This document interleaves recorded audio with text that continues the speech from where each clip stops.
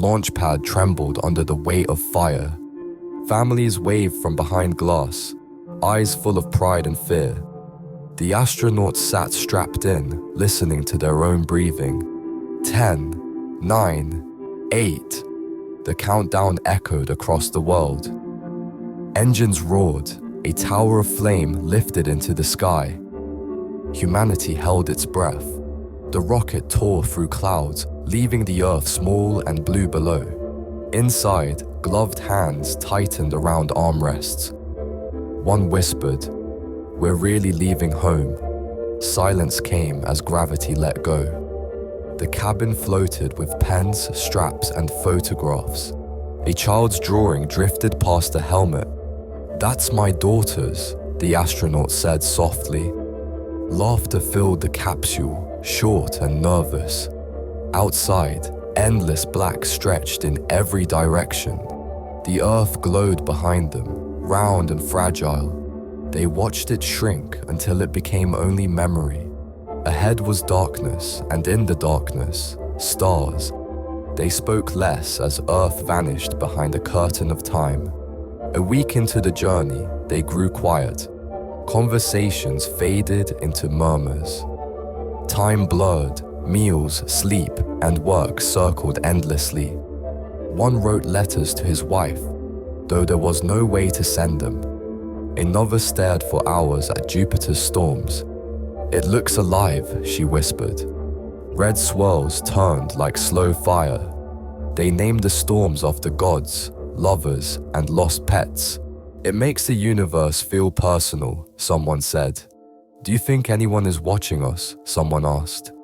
Silence answered. The ship passed Saturn, its rings glowing like glass. They floated by the windows, hands pressed to the glass. "It looks like a crown," one said. Another thought it looked like a noose. Both were right. They celebrated a birthday with a sparkler taped to the wall. Someone sang off key. No one minded. Memories clung to them like static. One night, alarms shattered the silence. Oxygen levels dropped, hissing through a crack. Gloved hands worked frantically with tape and tools. Sweat floated as beads in the cabin. "Hold it steady, don't let go." The hole sealed, but fear remained. They learned how fragile their lives really were.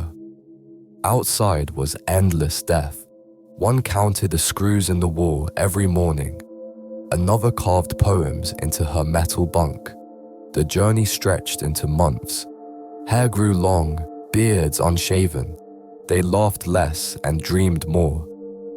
Dreams of oceans, of rain, of touch. One dreamed of the smell of bread. Another dreamed of her father's voice. When they woke, they didn't speak. Dreams hurt too much. They shared fewer meals, more silences. The stars outside blinked like Morse code. They reached the edge of the system. Beyond lay the unknown. Stars ahead seemed sharper, hungrier.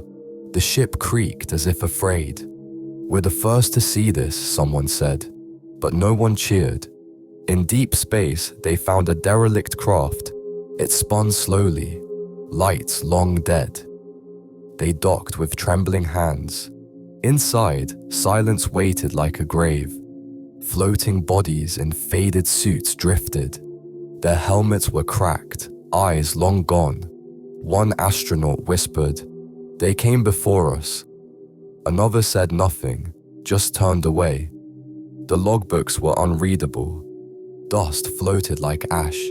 They left the dead ship drifting, swallowed by black. For hours afterward, no one spoke.